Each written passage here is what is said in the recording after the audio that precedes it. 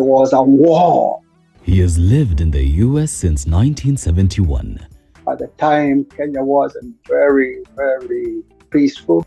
and knows what it means to make it in America as a foreigner. You had to adjust rapidly. Yes, celebrated author, accounting expert and philanthropist Rachi Ngaine shares his daring story, 55 years in the making. Oh my goodness, it was one of the most challenging times of my life. And how he's been changing lives of thousands of people back in Kenya through his foundation, Village Food Bank. My mom kept on reminding me, Raji, never forget home. Do not forget your roots.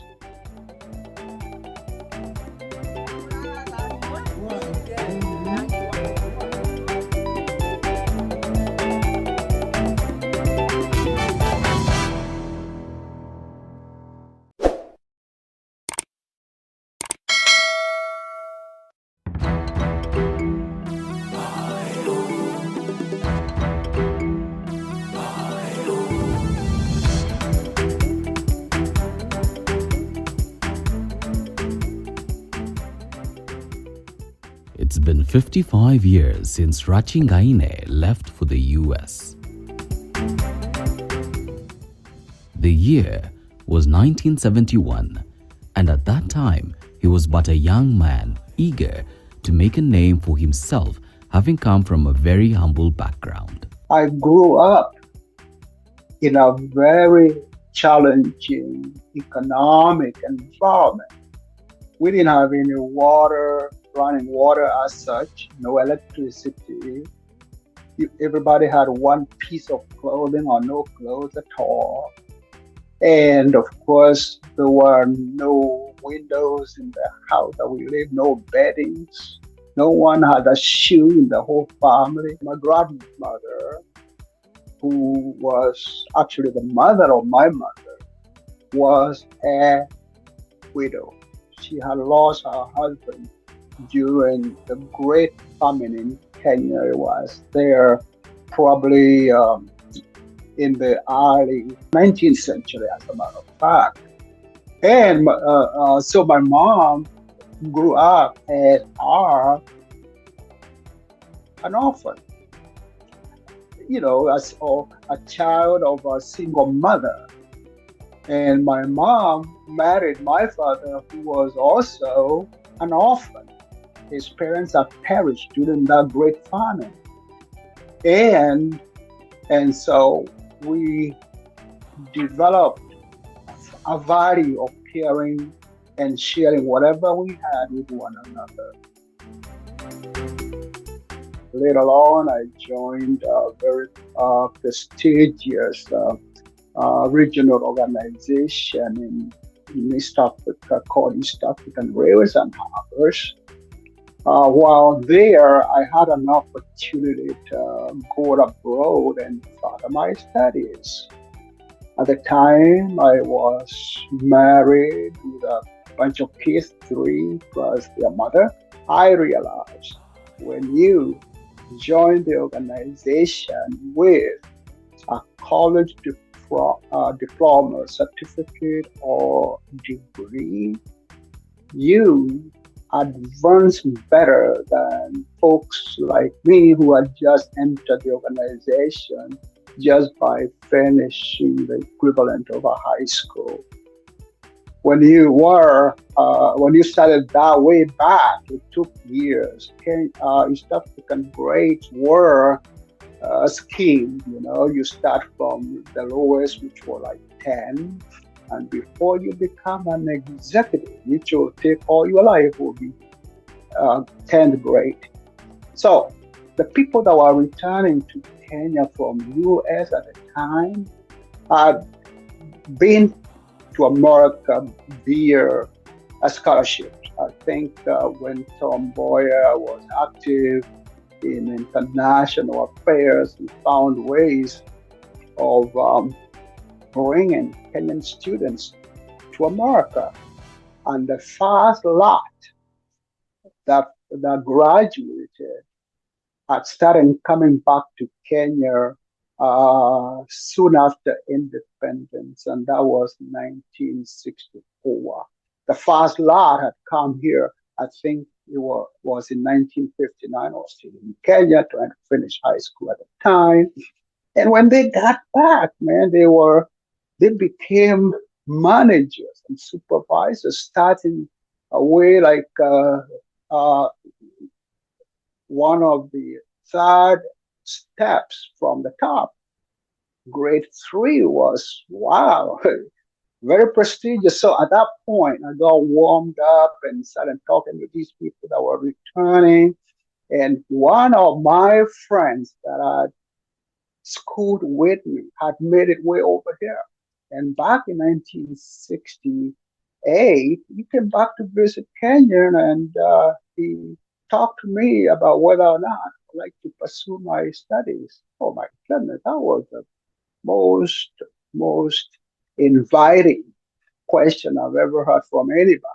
I did not hesitate. I told him, yes, yes, yes.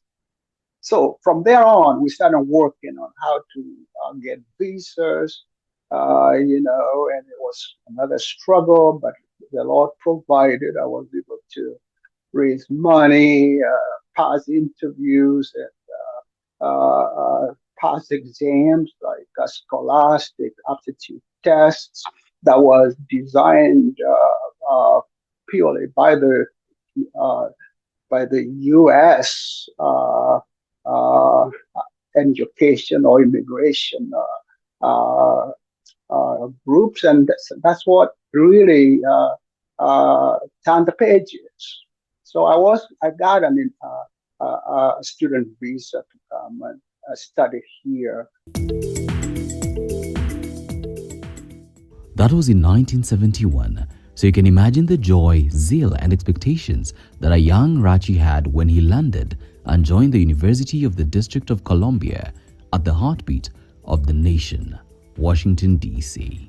Oh my goodness, it was one of the most challenging times of my life. But when times become hard, you get tough. And so that toughness developed self-determination in me.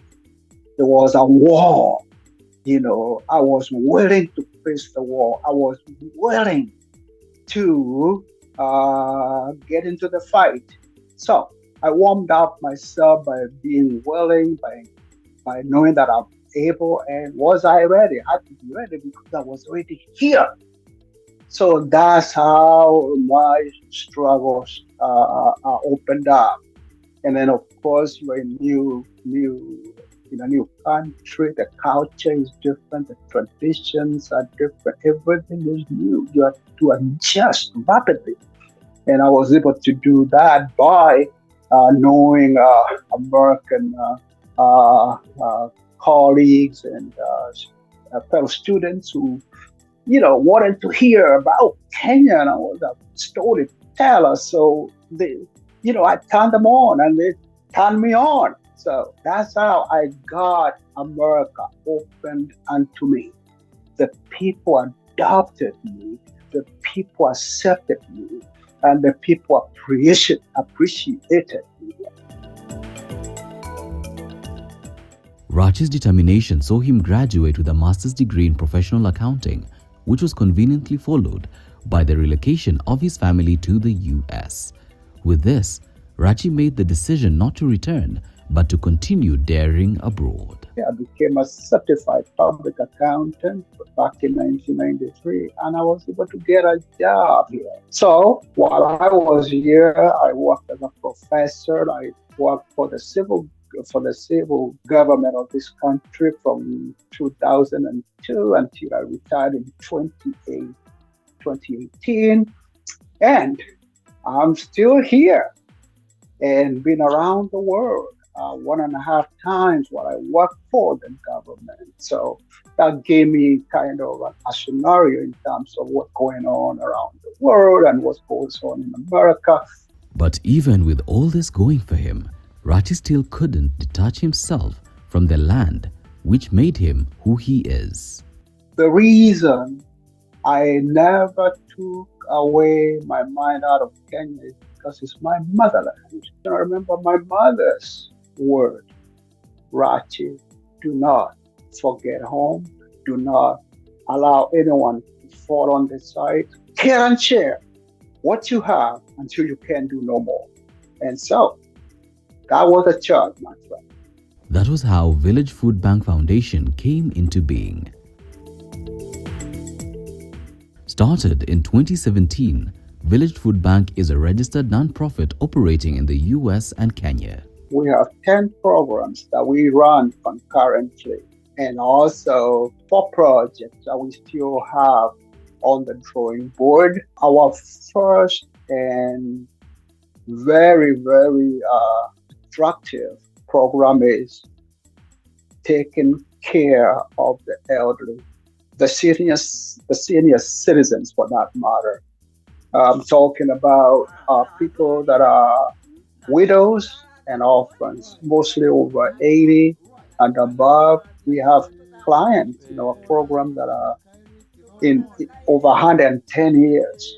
One of the oldest that was 115 years of age, the age of my mother, the one that my mother told me, when I'm not here, whatever you are giving me, give to her.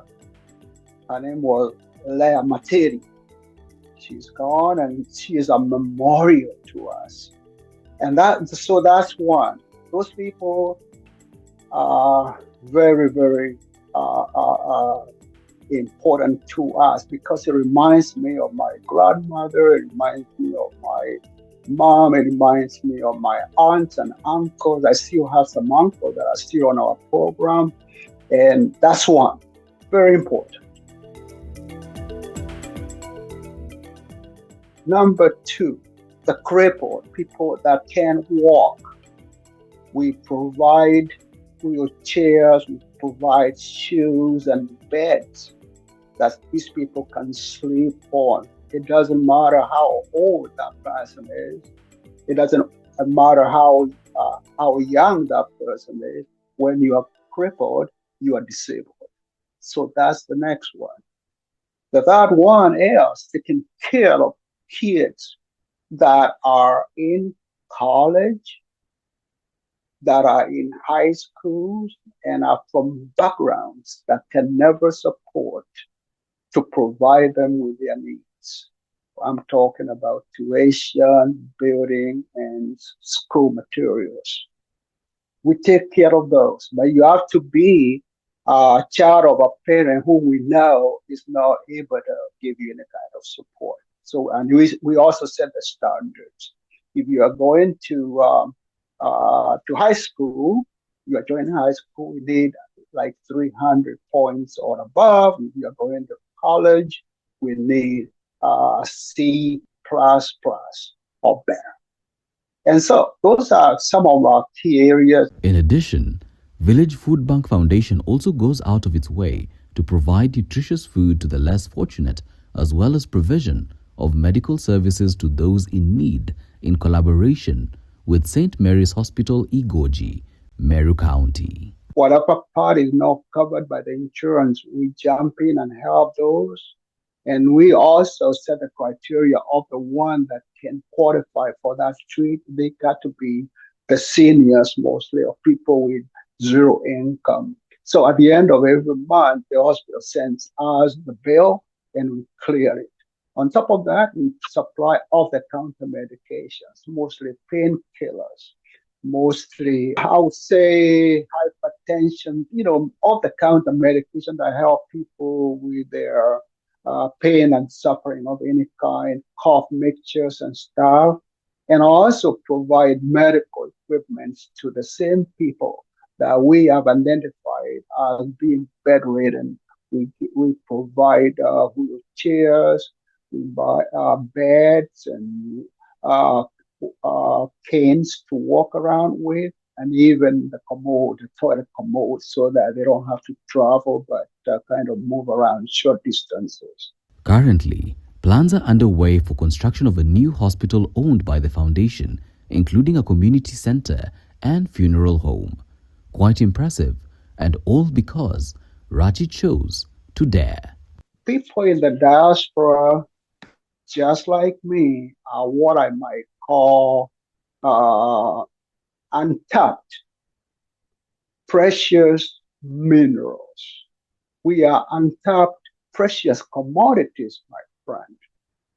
We have a whole lot to offer, but no one is seeking help from us. Everybody has something to give away. Jesus didn't have anything, remember? But he fed thousands in one sitting.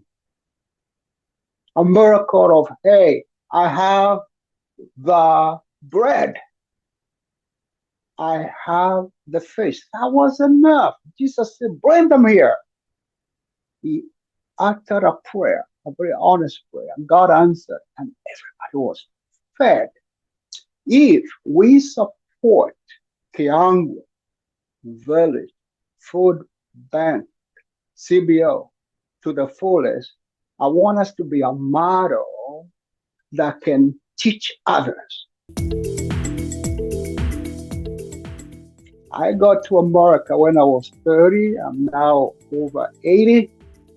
And I feel just as strong as when I got here 54 years ago, my friend. I feel strong, I feel encouraged, and I am fully charged to make sure that Village Food Bank Foundation and the sister organization, Kiangwa Village Food Bank CBO, will be a model, will be a stepping stone for other local organizations to borrow from. I just want to be here to serve the Lord. You know, Christians believe in Jesus. They believe in God. I want to be like Jesus. I want to do everything for His glory and dominion. And I want to walk with Him every step of the way, because when I need help, Jesus gives it to me. This is what I would like to tell anybody. Do not run away to a foreign country because you messed up your own country. People have come here as criminals, pretending to be what they are not. Do not travel abroad if there is something you can do in your homeland. Some Jews have stayed home, others have gone away. But those that have gone away like Rachi did, to further his education, to gain more knowledge. Knowledge is treasure, and treasure never decays. Without knowledge, then you lack what? You lack opportunity to think, because you don't know what you don't know. And you can go overseas to know. You go overseas to learn. We send people to Japan, we send people to China, we send people to UK and US and Canada and other countries. You go there to learn. So my friend, here is the advice. Go to war with equipment. You got to be willing to learn. You got to be able to learn, and you got to be ready to perform the requirements of what it takes to get knowledge. That's how you compete, and that's how you win. It is a self-determination principle. And that's daring abroad.